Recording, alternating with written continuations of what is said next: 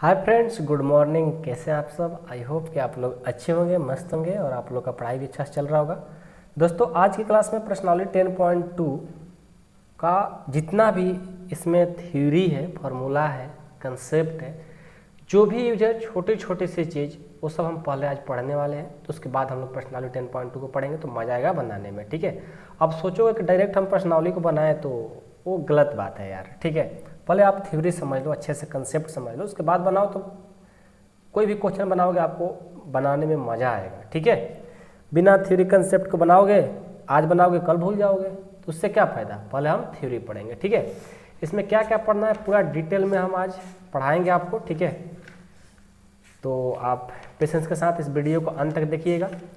Video को अंत तक देख लेते हैं तो समझिएगा आपका 10.2 ऐसे ही कंप्लीट हो जाएगा। जब हम 10.2 को सॉल्व कराएंगे तो आप लोग खुद से भी क्वेश्चन को बहुत सारे सॉल्व कर पाएंगे। ठीक है, चलिए हम स्टार्ट करते हैं प्रश्नावली 10.2 का हम थ्योरी। ओके, तो सबसे पहले इसमें टॉपिक आता है, उस टॉपिक का नाम है परस्पर लंब इकाई सदिश या लंब इकाई सदिश। ठीक है, इकाई सदिश या लंब इकाई सदिश, टॉपिक का नाम लिख लेते हैं पहले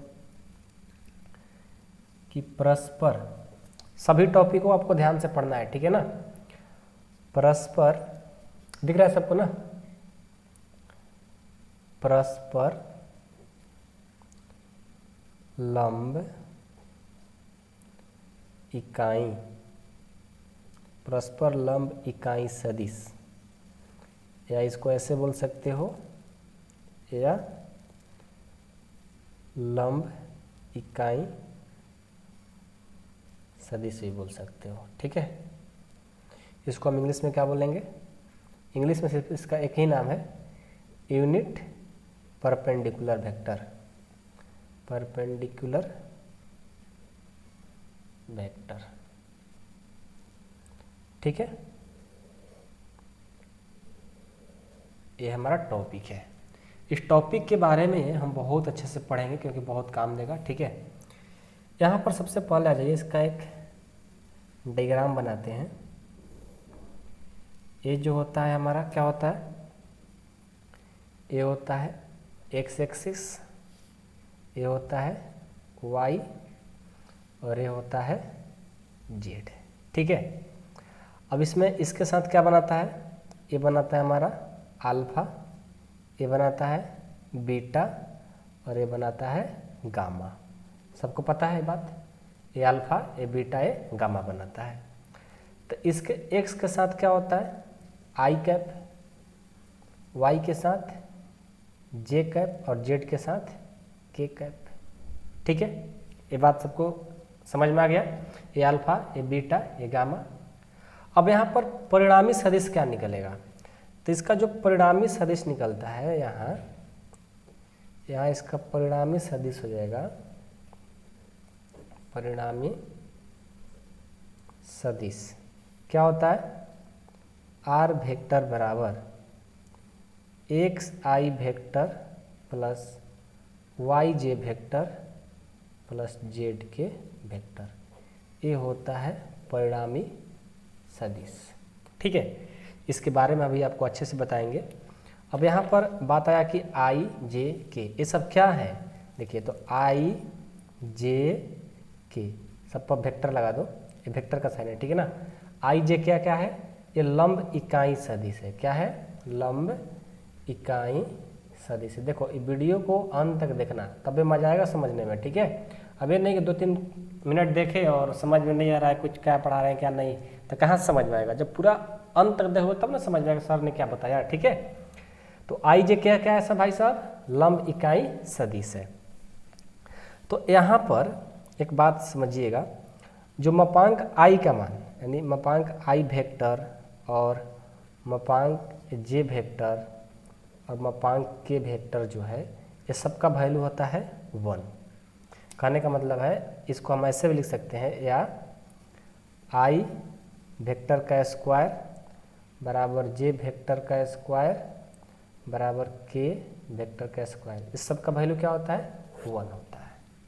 ठीक है, तो ये सब काम कहाँ आएगा, तो बस आपको काम ये वाला आएगा, R vector equal to X I vector plus Y J vector plus Z K vector, परिणामी सदिश का फार्मूला होता है। कोई पूछ दे कि आई जे क्या है, एक लंब इकाई सदिश है। मापांक आई का वैल्यू क्या होता है 1, मापांक जे का वैल्यू 1, मापांक के का वैल्यू 1। ठीक है, तो ये सब अभी आपको बताएंगे कैसे हो रहा है, ठीक है ना, ये सब हम प्रूव करके आपको दिखाएंगे आगे चल करके। ठीक है, चलिए ये हो हमारा परिणामी सदिश परस्पर लंब इकाई सदिश से क्या क्या निकला, क्या क्या सीखने को मिला, पता चल गया आप लोगों को। कुछ नहीं है, ये सब आगे आपको काम में आने वाला है। ठीक है, अभी आपको कुछ नहीं लग रहा होगा। ठीक है ना, अगला इसमें टॉपिक है इसी में कि यदि मान लीजिए, इसी पर हम बताते हैं। ठीक है, कि यदि कोई दिया गया सदिश आर वेक्टर बराबर है, क्या दिया है, यही वाला ले लो, ये वाला। ठीक है, आर वेक्टर बराबर एक्स आई वेक्टर,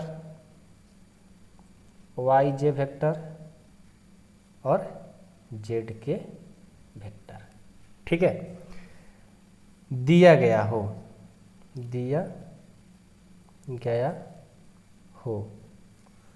तो इसके मापांक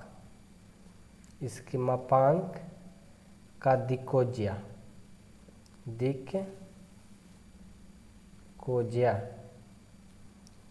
को निम्न रूप से परिभाषित किया जाता है, परिभाषित किया गया है, लिख लो, किया गया है। देखिए, कहने का मतलब कोई दिया गया सदिश, मान लो आर वेक्टर बराबर इतना एक्स आई वाई जेड के वेक्टर दिया गया है, तो इसका मापांक और दिक्कोजिया बताइए क्या होगा। मान लो इतना बराबर ये दिया गया है, तो इसका मापांक क्या होगा, इसका दिक्कोजिया क्या होगा, तो इसी के बारे में आज हम लोग पूरा डिटेल से पढ़ेंगे। ठीक है, तो देखिए सबसे पहले तो आपको जो दिया वो लिख लो, क्या दिया आपका, आर वेक्टर बराबर क्या दिया है, x I vector, Y J vector, Z K vector, ये आपको दिया गया है। तो यहाँ से पहले हम आर वेक्टर का मापांक निकाल लेंगे। आर वेक्टर का मापांक कहने का मतलब क्या, आप मापांक पढ़े हो ना, क्या हो जाता है, रूट लग करके इसका स्क्वायर हो जाता है। तो एक्स का स्क्वायर, वाई का स्क्वायर, जेड का स्क्वायर। पढ़े हो ना भाई साहब आप क्लास 11th में सम्मिश्र संख्या में, ये सब आपको पढ़ाए हैं। ठीक है, तो इसका स्क्वायर हो जाएगा रूट अंदर एक्स का स्क्वायर, वाई का स्क्वायर, जेड का स्क्वायर। ठीक है, यानी आपका इसको हम अच्छे से सॉल्व करेंगे, यानी आर वेक्टर का मापांक क्या हो जाएगा, रूट अंदर X square, Y square, Z square हो जाएगा। ठीक है, ये हो गया आपका मापांक, मापांक का वैल्यू ये हो गया। जब आर वेक्टर इक्वल टू इतना दिया हो तो इसका मापांक निकालने के लिए हम ऐसे निकाल लेंगे। ठीक है, एक्स का स्क्वायर, वाई स्क्वायर, जेड का, सबका स्क्वायर होता है रूट अंदर में। ठीक है, मापांक निकालना जाएगा। अब निकालना है दिक्कोजिया कैसे निकालेंगे, तो सबसे पहले आपको जो ये बताया ना, यहाँ पे ये वाला ग्राफ यही यूज होगा। ठीक है, तो फिर से हम बना लेते हैं। ठीक है, ताकि आपको समझ में अच्छे से आना चाहिए। ये बोलो क्या होगा, ये तो जेड है और ये एक्स है और ये वाई है, इधर आई होता है, इधर के होता है, इधर जे होता है। ठीक है, ये हमारा अल्फा और ये बीटा और ये गामा। ठीक है, अल्फा बीटा गामा। अब यहाँ से आपको निकालना है दिक्कोजिया। ठीक है, दिक्कोजिया क्या हो जाएगा, तो देखिए इसको आपको याद करना पड़ेगा। दिक्कोजिया हो जाता है कि एक्स बाई मापांक आर कोमा एक बार वाई बाई मापांक आर और एक बार जेड बाई मापांक आर। कैसे, तो देखो अभी हमने क्या निकाला, अभी हमने मापांक निकाला, इतना हुआ था। आर वेक्टर का मापांक कितना आ जाएगा, और दिक्कोजिया कह दे, जब दिक्कोजिया कह दे तो दिक्कोजिया आपको एक बार क्या होगा, एक्स बाई मापांक आर, एक बार वाई बाई मापांक आर, एक बार जेड बाई मापांक आर। कैसे होता है देखो, अभी आपको बताते हैं। ये जो एक्स 16 होता है, ये होता है कॉस अल्फा के लिए। किसके लिए, कॉस अल्फा के लिए, यानी कॉस अल्फा का फॉर्मूला क्या हो जाएगा, एक्स बाई मापांक आर है, बहुत काम देगा, ठीक है ना, आगे चलकर बहुत काम देगा, ध्यान दीजिएगा। देखो जया, और एक आ जाए एक बार, जो x था ये हमारा इसके लिए कॉस अल्फा के लिए, और जो b से क्या निकलेगा y वाला, तो कॉस बीटा का वैल्यू क्या हो जाएगा y बाई मापांक r वेक्टर, और कॉस गामा क्या हो जाएगा z बाई मापांक r वेक्टर। तो इसको आप याद रख लीजिए। देखो जया का फॉर्मूला कॉस अल्फा का x बाई मापांक r, बीटा का y बाई मापांक r, और z का कॉस गामा का z बाई मापांक r, ठीक है। अब यहाँ से एक बात आता है ख्याल मेरे को कि cos square alpha plus cos square beta plus cos square gamma, इसका जो फार्मूला होता है जब स्क्वायर कर देंगे तो ये हो जाता है x square by R square, ठीक है, अब plus Y square by R square, Z square by R square. अब यहाँ से देखिए, एक कॉस स्क्वायर अल्फा ज्यों कहते हो, कॉस स्क्वायर बीटा भी ज्यों कहते हो, कॉस स्क्वायर गामा भी ज्यों कहते हो, और इनका एलसीएम आर आर क्या हो जाएगा आर स्क्वायर, इसको भाग देंगे एक बार में तो एक्स स्क्वायर, ये आ जाएगा वाई स्क्वायर, ये आ जाएगा जेड स्क्वायर। सब तो आपको पता है। तो यहाँ से देखो cos square alpha plus cos square beta अब plus cos square gamma, x square Y square Z square, ये किसका फार्मूला है, x square Y square Z square किसका फार्मूला है आर स्क्वायर का। कैसे, तो देखो यहाँ पर आपका जो मापांक आर का वैल्यू यानी आर का जो वैल्यू है क्या है, रूट अंदर X square Y square Z square. अब ये रूट है, इधर आएगा तो क्या लगेगा स्क्वायर लग जाएगा, जब स्क्वायर रहता है बराबर की साइड लगता है तो रूट लगता है, जब ये रूट है इधर आएगा तो स्क्वायर लग जाएगा, यानी आर स्क्वायर बराबर कितना X square plus Y square plus Z square, ठीक है। आप ये फार्मूला याद भी रखना, ठीक है ना, कि आर स्क्वायर बराबर फार्मूला होता है x square Y square Z square, ठीक है, यहाँ से निकल कर गया। यानी हम X square Y square Z square के बदले क्या लिख सकते हैं आर स्क्वायर बटा आर स्क्वायर, कटा दो एक बार में, यानी यहाँ से cos alpha cos square beta cos square gamma, formula क्या आ गया एक, ये इसको याद रखिएगा, ये आपको एग्जाम में हमेशा पूछा जाएगा, ठीक है। Cos square alpha plus cos square beta plus cos gamma equal to 1। ऐसे हम सब फार्मूला एक बार आपको फिर से बताएंगे, ठीक है, आप टेंशन मत लो, लेकिन जो पढ़ना है ध्यान रखो, ये फार्मूला आपको बहुत इंपॉर्टेंट है, ये फार्मूला बहुत इंपॉर्टेंट है और ये भी इंपॉर्टेंट है, ठीक है। ये सब बात आपको समझ में आ रहा होगा क्योंकि हम लोग पीछे क्लास में पढ़े हैं 11th क्लास में, ठीक है ना। चलिए यहाँ तक सबको समझ में आया, कोई दिक्कत नहीं है। जैसे अब देखिए क्या करते हैं कि हम कुछ एग्जाम्पल ले लेते हैं, ठीक है। एग्जाम्पल क्या है वो देखिए, थोड़ा सा एग्जाम्पल ले लेंगे तो आप लोग को समझ में अच्छे से आ जाएगा, ठीक है। जैसे ले लेते हैं कि मान लो कि आर वेक्टर बराबर दिया है 1i plus 1j minus 1k vector, ठीक है। अब इसका निकालना है आपको मापांक और दिक्कोज्या। कैसे निकालिएगा, तो देखिए सबसे पहले तो मापांक निकालना है तो मापांक लिख लेंगे, मापांक यानी मापांक आर वेक्टर क्या हो जाएगा रूट अंदर, पहले क्या करते हैं एक्स आई होता था ना तो एक्स का स्क्वायर, तो इसके साथ आई के साथ 1 है ना तो 1 का स्क्वायर कर देंगे प्लस, अरे भाई अभी आपको बताया ना, नहीं समझ में आ रहा है क्या। देखो जब एक्स आई था तो एक्स का स्क्वायर किए थे, तो वही बात यहाँ पर 1 आ गया ना आई के साथ तो 1 का स्क्वायर करेंगे, जे के साथ 1 है तो 1 का स्क्वायर करेंगे, और फिर यहाँ पर क्या है 1 तो 1 का स्क्वायर करेंगे। कहेंगे सर यहाँ पर माइनस है तो यहाँ पर प्लस क्यों लिखे, तो सब देखो प्लस होता है क्योंकि यहाँ पर आपने फॉर्मूला पढ़ा कि सब माइनस हो चाहे कुछ भी हो प्लस ही में होगा, ठीक है। गलती मत करना, अपना दिमाग लगा कर माइनस मत कर देना, ठीक है। समझ में आया। अब क्या करेंगे, अब यहाँ देखो ध्यान देना कि अच्छा यहाँ गलती मत करना यार, यहाँ पर प्लस होगा लेकिन यहाँ पर जो होगा माइनस ही होगा, ठीक है ना, क्योंकि के साथ -1 है ना तो यहाँ पर माइनस होगा लेकिन यहाँ पर प्लस होगा, ठीक है ना, ये बात हम करना चाह रहे थे। तो अब क्या हो जाएगा यहाँ से मापांक आर वेक्टर बराबर रूट अंदर 1 प्लस 1 प्लस 1 हो जाएगा यानी √3, यानी मापांक आर का वैल्यू कितना गया √3। अब से हम तो बोले थे कि इसका दिक्कोज्या बताने के लिए ना, तो दिक्कोज्या कैसे निकालिएगा, देखिए मापांक निकाल दिया तो दिक्कोज्या आसान हो गया।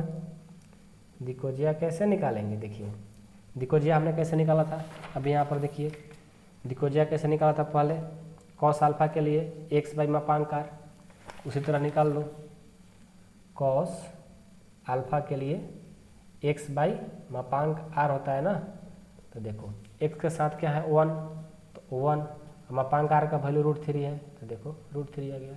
फिर cos बीटा निकाल देंगे, वो होता है y बाई मापांक r, तो y के साथ क्या है 1 ना, 1 बटा मापांक r का वैल्यू √3।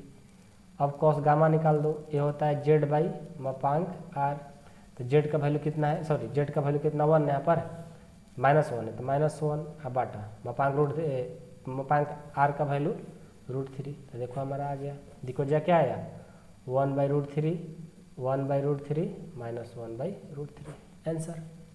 कितना ईजी है, समझ रहे हो ना। तो इसी तरह से क्वेश्चन भी आएगा तो आपको बताएंगे आगे, ठीक है। तो मापांक और दिक्कोजिया आपको समझ में आ गया तो समझिए कि आपको 40% 10.2 का क्वेश्चन आप बना लेंगे, ठीक है ना। इतना इसी पर है क्वेश्चन।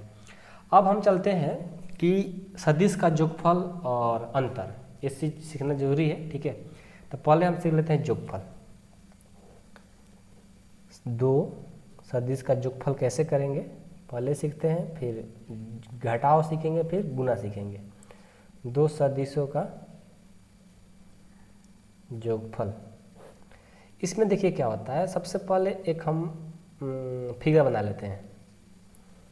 फिगर ये है कि इसका नाम A है, इसका नाम B है, और यहाँ पर क्या है O यानी पोजीशन वेक्टर है, और यहाँ से क्या कर रहा है, एक इधर जा रहा है, फिर इधर जा रहा है, और ये यहाँ से यहाँ जा रहा है, ठीक है।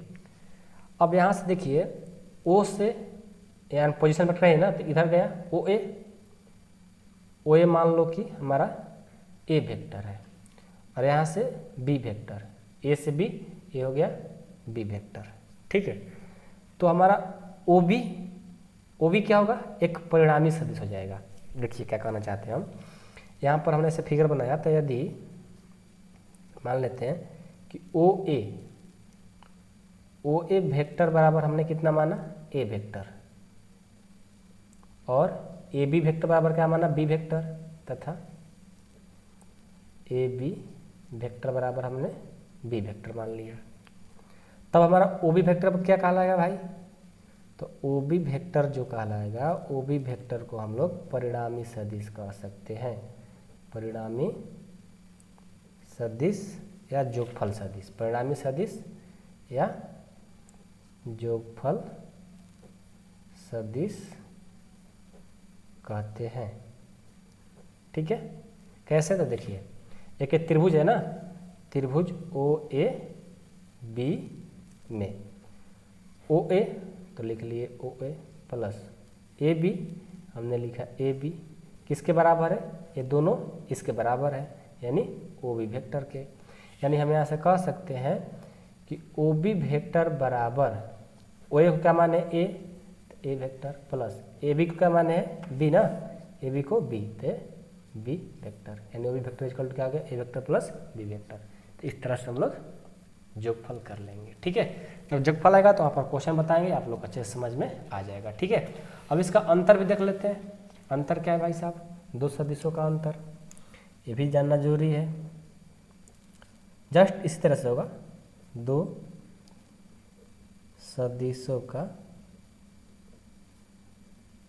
अंतर क्या है, तो देखिए सबसे पहले तो हमारे के पोजीशन वेक्टर है, और यहाँ से यूँ गया, और यहाँ से यूँ गया, और ये फिर इधर गया, यानी इसका नाम O दे दो, इसका A, इसका B। अब यहाँ पर एक पोजीशन वेक्टर है, पोजीशन से इधर गया, इधर गया। कहने का मतलब है कि यहाँ पर जो हो रहा है आपका काम, OA बराबर इसको A वेक्टर मान लो, इसको B वेक्टर मान लो, यानी OA बराबर A वेक्टर, OB वेक्टर बराबर B वेक्टर। तब चलो त्रिभुज OAB में क्या हो जाएगा, इसमें आपका हो जाएगा यहाँ से OA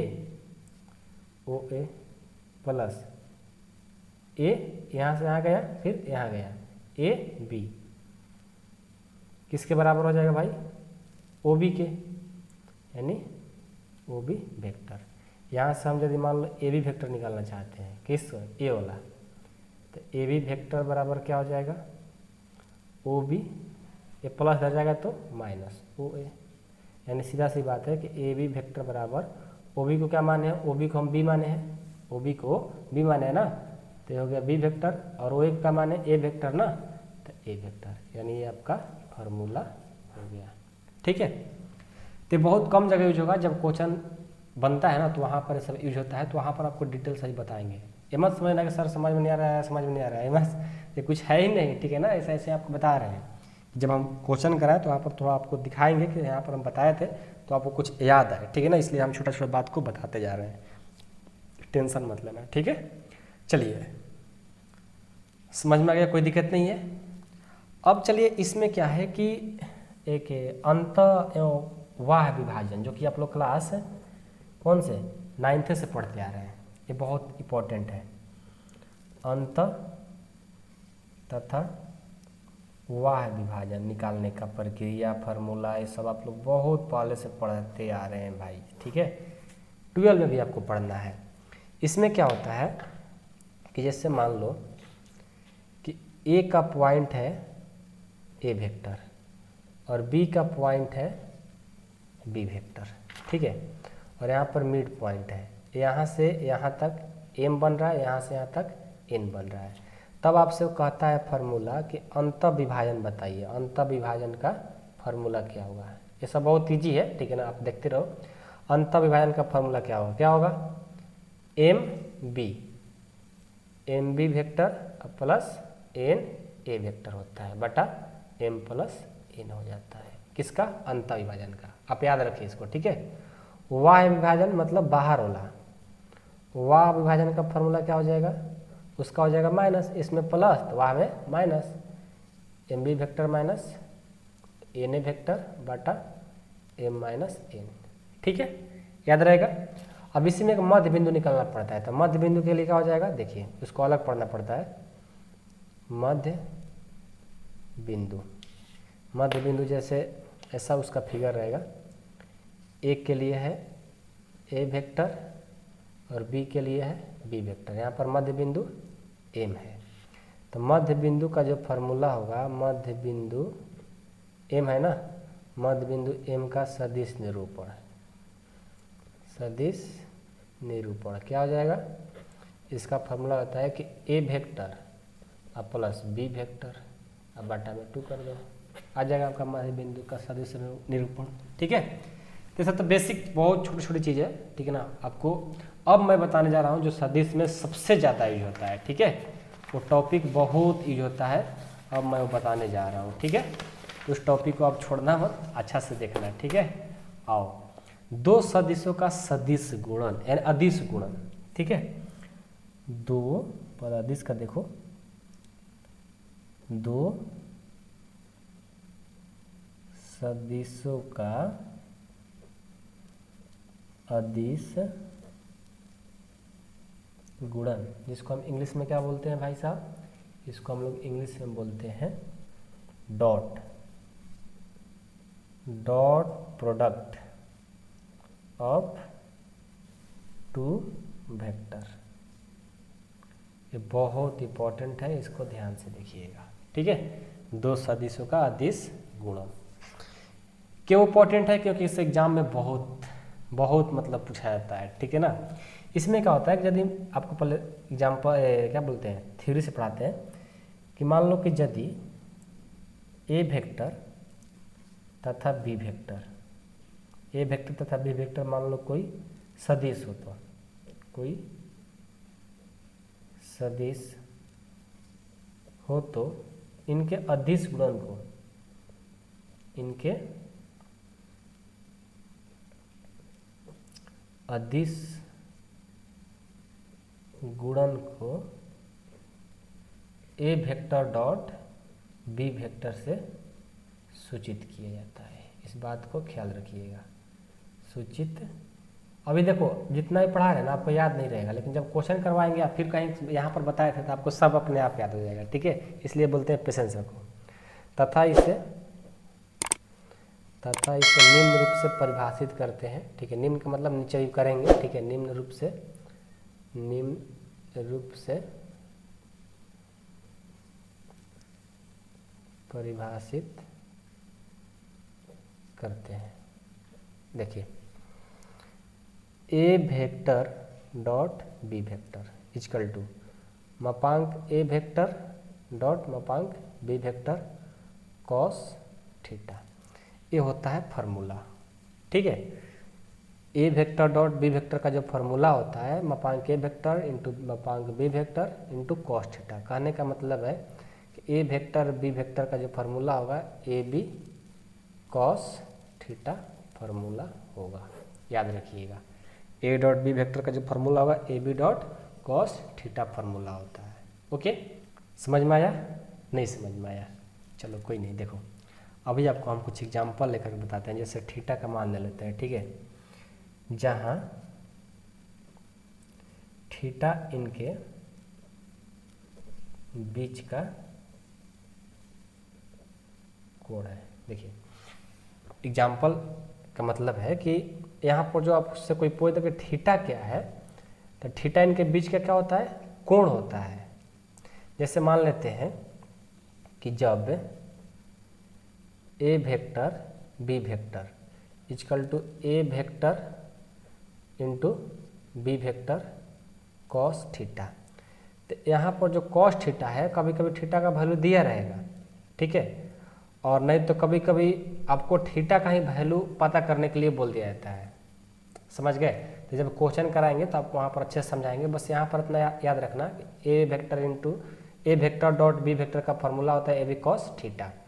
अब उसी का मान लो कि थीटा का आपका फार्मूला पूछ दे, मान लो इतना बराबर आप फार्मूला पढ़े हैं और यहाँ से आपको थीटा का वैल्यू पूछ दे, तब तो देखिए थीटा का जब वैल्यू पूछ देता है तो इसका फार्मूला होता है cos inverse A B dot B vector बटा A vector into B vector, ये आपका फार्मूला होता है थीटा का। ये कैसा है पता है? देखो इसको पता कैसे करते हैं कि कैसे ये फार्मूला थीटा का निकला, तो इस फार्मूला से निकला है। देखो यहाँ पर समझाते हैं।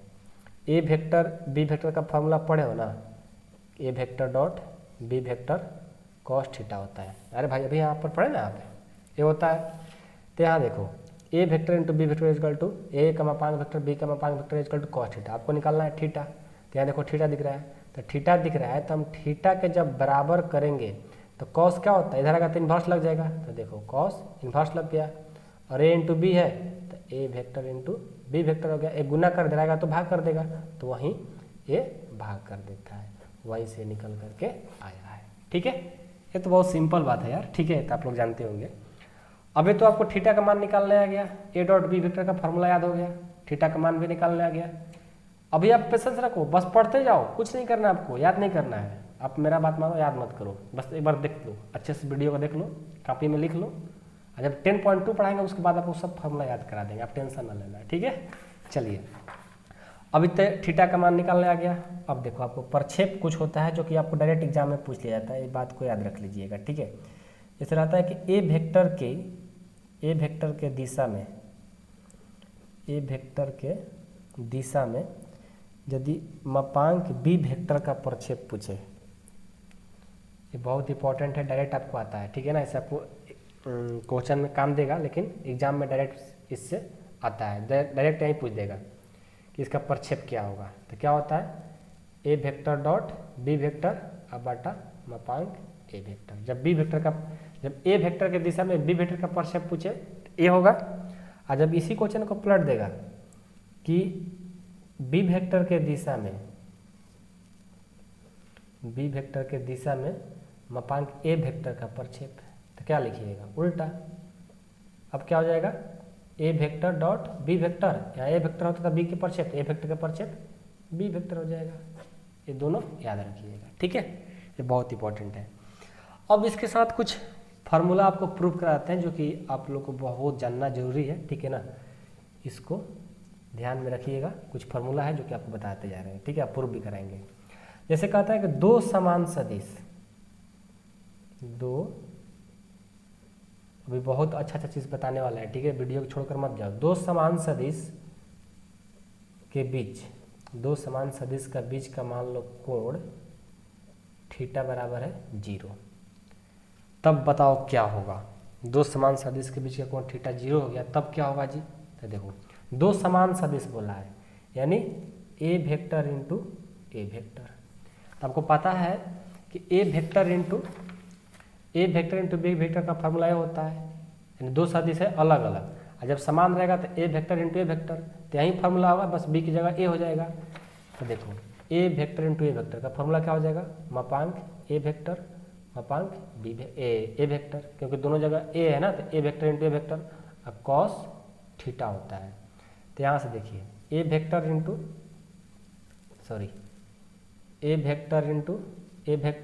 डॉट ए वेक्टर, और यहाँ से इसको ज्यों करते हो लिखो ए वेक्टर मापांक ए वेक्टर कॉस का कॉस, और थीटा का वैल्यू क्या दिया? 0, तो कॉस 0 हो गया। यानी यहाँ से क्या हो गया? A vector dot A vector equal to A vector यानी ए हो गया, ए वेक्टर यानी ए भी ए हो गया, और कॉस 0 का वैल्यू क्या होता है? 1, यानी ए वेक्टर डॉट ए वेक्टर का जो वैल्यू आया ए इंटू 1 ए स्क्वायर आ गया। समझ गए? यानी हमारा फार्मूला निकल के आ गया कि A vector dot A vector का जो फार्मूला होगा ए स्क्वायर होगा। मतलब दो समान सदिश रहेगा, उसके बीच के थीटा कोण 0 डिग्री हो तो उसका वैल्यू ए स्क्वायर हो जाएगा। ठीक है, किस फार्मूला पर आया? हमारा इस फार्मूला पर आया, दो सदिशों का समान गुणन के लिए। ठीक है, अब टेंशन ना हो, जितना पढ़ा रहा आप पढ़ते जाओ, सब आपको याद करा देंगे, मेरा जिम्मेवारी है। ठीक है, अब एक और फार्मूला है जो कि प्रूफ कराते हैं आपको। ठीक है, ये है कि मान लो कि A vector dot B vector और B vector dot A vector, ये दोनों इक्वल कैसे हैं? A vector dot B vector और B vector dot A vector, ये दोनों इक्वल कैसे हैं? तो देखिए ये इक्वल कैसे हैं कि पहले हम प्रूफ करते हैं A vector dot B vector लेकर के, इसको लेकर के। ठीक है, तो ए वेक्टर डॉट बी वेक्टर का फॉर्मूला आपको पढ़ा है पीछे, क्या होता है? A vector dot B vector मापांक में रहता है cos theta.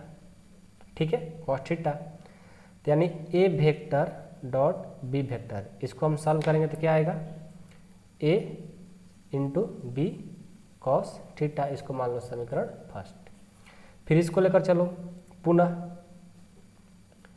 B vector dot A vector, इसको निकालेंगे तो क्या हो जाएगा? पहले बी वेक्टर का मापांक इंटू ए वेक्टर का मापांक, ये हो जाएगा कॉस माइनस थीटा। क्यों माइनस थीटा? देखो ए इंटू बी, ये तो सीधा था, ए इंटू बी हो गया, अब इसी को पलट दिया गया है ना, तो बी इंटू ए हो गया तो माइनस हो जाएगा, उल्टा हो रहा है। ठीक है, तो यहाँ से क्या हो जाएगा? देखो B vector dot A vector, ये B into A, cos minus theta का फॉर्मूला क्या होता है? कॉस थीटा होता है, माइनस रहता है तो प्लस हो जाता है। ठीक है, पता है ना बात है?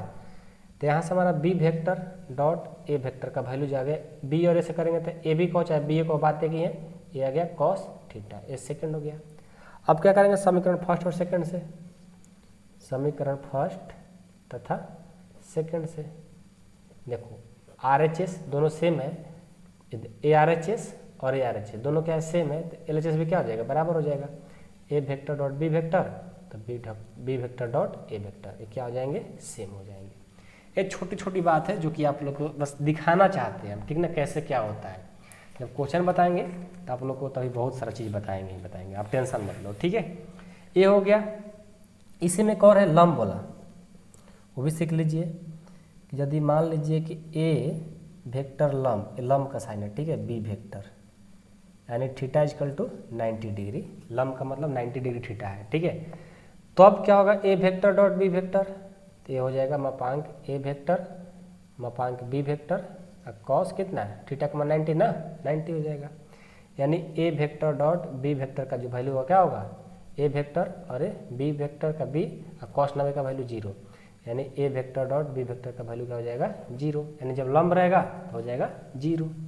याद रहेगा ना, हमेशा याद रखिएगा कि A vector dot B vector जब 90 डिग्री है तो 0, ए वेक्टर लंब बी वेक्टर, इसका वैल्यू 0, जब लंब रहेगा तो 0 होगा। ठीक है, याद रहेगा। चलिए बहुत बढ़िया। अब कुछ ये तो हो गया लंब वाला, पैरेलल वाला है, मतलब समांतर वाला। ठीक है, यदि ए वेक्टर समानांतर बी वेक्टर, या ऐसे कह लो कि A vector coma B vector को स्पर्श करे या समरेख रहे, स्पर्श करे या ए वेक्टर बी वेक्टर के समरेख हो, समरेख हो, यानी ऐसे ए वेक्टर बी वेक्टर हो चाहे समरेख हो ए वेक्टर बी वेक्टर, इस तरह से हो चाहे इस तरह से हो। तो इसके लिए क्या होता है, इसके लिए होता है A vector dot B vector का फॉर्मूला मापांक A vector dot B vector cos 0, यानी हमारा इसके साथ क्या होता है 0 डिग्री का बनाएगा ना, थीटा का जो वैल्यू है क्या बनाएगा 0 डिग्री, क्योंकि लंब तो है नहीं। A vector dot B vector का फॉर्मूला हो जाएगा A vector into B vector, cos 0 का वैल्यू तो 1 होता है, यानी final result A vector B vector का वैल्यू हो जाएगा ए वेक्टर का मापांक बी वेक्टर का मापांक, ये आपका आंसर। कब, जब समांतर हो, स्पर्श करे या संरेख हो तो ए वाला हो जाएगी। आपको हम याद कराएंगे यार, टेंशन मत लो, बस देख लो कॉपी में लिख लो, ठीक है, आपका इतना ही जिम्मेवारी है। अब एक आता है मात्रक सदिश, जो कि वो भी इंपॉर्टेंट है। मात्रक, बहुत छोटी छोटी बात आपको बता रहे हैं, समझ गए ना। मात्रक सदिश या इकाई सदिश कोई बोलता है, इकाई सदिश, इसका जो वैल्यू होता है ए स्क्वायर यानी 1 के बराबर होता है, ठीक है। मात्रक सदिश यानी 1 के बराबर होता है, याद रहेगा। अब मेन टॉपिक है लंब इकाई सदिश गुनावा वाला, डॉट प्रोडक्ट, बहुत आप लोग उसको पसंद करते हो, आपको एग्जाम में भी एक तो पक्का है लंब इकाई सदिश, ले 1 नंबर फिक्स है, इसलिए ध्यान से देखा जाए, ठीक है। लंब इकाई सदिश में क्या होता है, पहले फिगर जान लो, फिगर सबको पता है ना, ए जेड, ए एक्स, ए वाई, ए होता है आई, ए होता है जे, ए होता है के, ए बनाता है अल्फा, ए बनाता है बीटा और ए बनाता है गामा, ठीक है। अब यहाँ क्या है कि मापांक आई वेक्टर पढ़े हो ना पीछे, मापांक जे वेक्टर, मापांक के वेक्टर का जो वैल्यू होता है 1 होता है, आपको स्टार्टिंग में बताए थे, याद है। ऐसा भी आपसे कहे थे कि आई वेक्टर का स्क्वायर जे वेक्टर का स्क्वायर के वेक्टर का स्क्वायर 1 के बराबर होता है। तो इसको हम ऐसा लिख सकते हैं क्या, आई वेक्टर का कि I vector into I vector, square है तो जे वेक्टर इंटू जे वेक्टर, के का है तो के वेक्टर इंटू के वेक्टर, इसका वैल्यू क्या होगा 1 होगा। कहने का मतलब है कि जब आई वेक्टर इंटू आई, सॉरी एक मिस्टेक हो रहा है यहाँ पर, क्रॉस है, ठीक है, एक क्रॉस है, क्या है क्रॉस है, इस बात को ध्यान रखिएगा, क्रॉस नहीं डॉट है, डॉट प्रोडक्ट में ये डॉट है, क्रॉस नहीं है डॉट है, ठीक है। आई डॉट में आई वेक्टर डॉट आई वेक्टर 1 के बराबर होगा, जे वेक्टर डॉट जे 1 के वेक्टर इंटू के 1 के, ठीक है। लेकिन चेंज कब होता है इस बात को समझिए, या समझिए ए, पहले समझ लीजिए, इंपॉर्टेंट है कि I vector dot I vector का फॉर्मूला क्या होता है 1, ये सब आपको एग्जाम में आता है। आई वेक्टर डॉट आई करके यहाँ पर क्वेश्चन मार्क्स मार देगा, क्या होगा, क्या होता है 1 होता है, कैसे 1 होता है सिखाते हैं आपको, ठीक है। देखिए इसमें क्या है कि I vector into I vector, आप पढ़े हो ना कि A vector into B vector का फॉर्मूला कि A vector into B vector dot cos theta होता है, ठीक है। तो यहाँ पर क्या है I vector into I vector, I vector into I vector, तो क्या हो जाएगा यहाँ पर आई वेक्टर हो जाएगा, यहाँ पर आई वेक्टर हो जाएगा कॉस थीटा, थीटा का वैल्यू क्या रखेंगे, देखो आई यहाँ पर है ना, तो आई तो हमारा इसी में है ना, इस पर है यानी 0 डिग्री, आई में है तो क्या बनेगा 0 डिग्री पर, यानी थीटा का जो वैल्यू होगा 0 रखेंगे। आई इंटू आई 1 हो गया, आई इंटू आई 1 हो गया, यहाँ डॉट रखो, क्रॉस नहीं करेंगे, क्रॉस करेंगे तो गलत हो जाएगा, डॉट और कॉस 0 का वैल्यू 1 यानी 1 आ गया, आई डॉट आई का जो वैल्यू होगा 1 होगा, ठीक है, समझ गए, कोई दिक्कत नहीं है ना। उसी तरह जे वेक्टर डॉट जे 1 होगा, याद रखिएगा, के वेक्टर डॉट के क्या होगा 1 होगा, ये सब बात आप याद रखिएगा, या हम फिर इसका वीडियो बनाएंगे क्योंकि इंपॉर्टेंट है, बहुत हमारे एग्जाम में हमेशा पूछे जाते हैं, ठीक है। ये हो गया। लेकिन यही चीज़ आई के साथ जब जे आ जाएगा ना, जब यही आई के साथ जे हो जाएगा तो चेंज हो जाएगा। उसके लिए देखो फार्मूला कुछ अलग हो जाएगा, यहाँ पर बताते हैं। जब I dot J, I vector dot J vector हो जाएगा तो उसका वैल्यू 0 हो जाता है। जब जे वेक्टर डॉट के वेक्टर रहेगा तो उसका वैल्यू 0 हो जाता है। जब के वेक्टर डॉट आई वेक्टर हो जाएगा तो उसका वैल्यू 0 हो जाता है। इस बात को आप हमेशा याद रखें, ठीक है। ऐसा हो जाता है, समझ गए। आखिर ये 0 कैसे हो जाता है, ये भी तो हम लोग का जानना फर्ज है ना दोस्त। देखो इसी फॉर्मूला पर बैठा हो, यहाँ पे मान लो अब हम लोग को मिल गया आई वेक्टर इंटू जे वेक्टर। तो आई वेक्टर इंटू जे वेक्टर ऐसे लिखेंगे। और कॉस थीटा, थीटा का वैल्यू क्या रखेंगे, देखो एक है आई में, एक है आई में, एक है जे में। देखो 90 डिग्री बनाने लगा तो यहाँ थीटा का वैल्यू 90 डिग्री रख देंगे। तो आई वेक्टर जे वेक्टर, इसका तो 1, इसका 1, और कॉस 90 का वैल्यू 0, यानी सब क्या कर देगा, आई वेक्टर इंटू जे वेक्टर का वैल्यू क्या हो जाएगा, 0। इस तरह से होता है। तो ये बात आप याद रखिएगा। जब डॉट में एक ही जैसा दोनों हो तो 1 बनता है, और जब चेंज हो जाएगा आई जे जे के तो उसका 0 हो जाता है। आपको प्रूफ ये बता दिए, ठीक है। मैं उम्मीद करता हूँ कि आप लोग को सब समझ में आया होगा, ठीक है। अब बाकी जो बात रहा है, ये सब जो हमेशा पूछे जाते हैं, तो ये हम जैसे ही अभी जितना पढ़ाया आप उतना पढ़ लीजिए, ध्यान रखिए, कॉपी में लिख लीजिए। जब हम 10.2 कराएंगे ना तो फिर से हम फार्मूला आपको याद दिलाते जाएंगे, ऐसा नहीं कि छोड़ा देंगे, क्योंकि फार्मूला इससे बहुत, फार्मूला से एग्जाम में बहुत आता है। तो मेन फार्मूला है इसमें, ठीक है। क्वेश्चन के साथ साथ सभी फार्मूला याद करना बहुत ज़रूरी है, ठीक है। तो मैं उम्मीद करता हूँ कि आप लोग सब कुछ आज देखे होंगे, अच्छे से सीखे होंगे। आपका काम यही था। अब हम 10.2 सॉल्व करेंगे तो आप लोग अच्छे से देखिएगा, फार्मूला भी आपको बताएंगे, मजा आएगा पढ़ने में, ठीक है। टेंशन नहीं लीजिए, हम है ना।